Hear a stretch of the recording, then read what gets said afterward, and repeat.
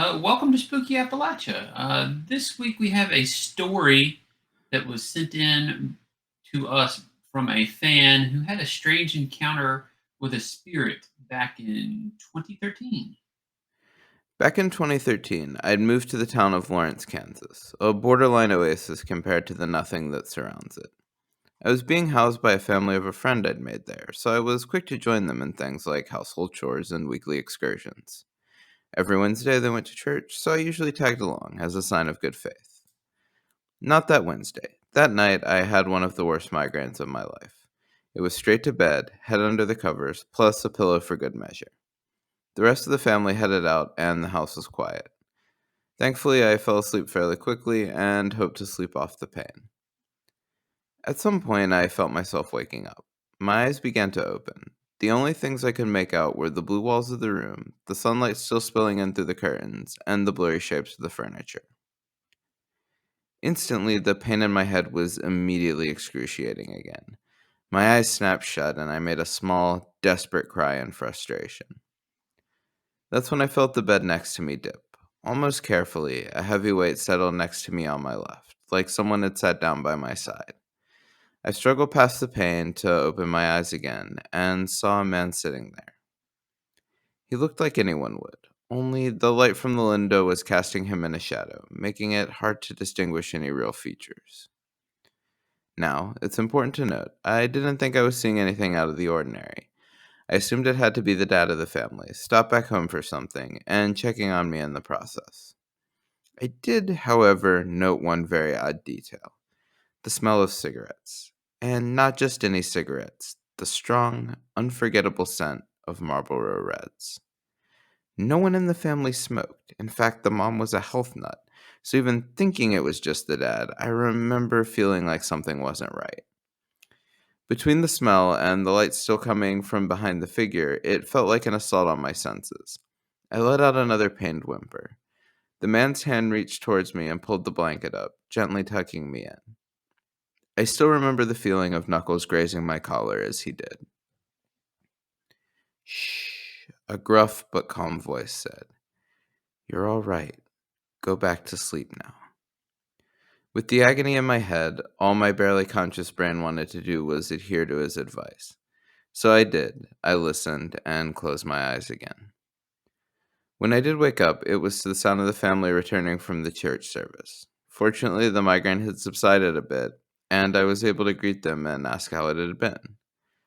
That's when I asked the father in the house when he'd stopped back home. He was the only person who was large enough to match the shape of the man, so I figured it was him. The dad gave me a confused look. I didn't come back, he said. Why? That was immediately concerning. Before, I hadn't really thought anything of it, but if it hadn't been the dad, who had it been? My first instinct was an intruder, but that didn't make any sense. What intruder randomly comes in and tends to a sick person? But that left other options. One I was definitely too skeptical to consider. There'd been someone there, that much I know. I hadn't hallucinated, and migraines had never made anything like that happen before. And above all, I'd felt someone. The family could sense my panic, see my growing concern, and ask me about it.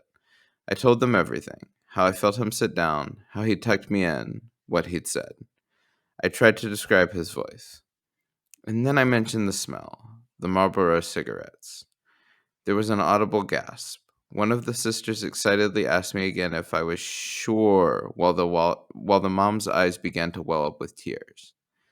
That's when I learned about their grandfather, a kind man with a gruff voice and a penchant for Marlboro cigarettes, who'd only passed away a year ago. The family were avid believers in spirits and the paranormal, so they began excitedly talking about how he had stopped by, how wonderful it was that he'd taken care of me. Meanwhile, I couldn't wrap my head around the thought that maybe, just maybe, I'd actually come in contact with a spirit of some sort. It took years for me to admit to myself that I still can't logically explain what happened to that day. But I know one thing. I always feel a twinge of fondness when I catch the stiff scent of a Marlboro Red. Wow. Big thanks to the anonymous fan who sent this one in. This was a pretty good story. Usually it's like spirits or something trying to do something to someone or run them off. It sounds like they were taking care of them in this particular scenario. Yeah, I always love these kinda, like, family folklore stories too. These are some of my favorites that we get. Yeah. They're the yeah. Yeah, no, I really enjoy, reading these when we get them in, so, yeah, thank you to the person who sent it in. Yeah, we really enjoyed it. So if you have had an experience you would like to see featured on Spooky Appalachia, the YouTube, the blog, the podcast, we now have a form you can fill out. Be sure to fill out that form. A few of you have already. Big thanks for that. And send us your story. Um, the link to it's on our link tree and in the video description.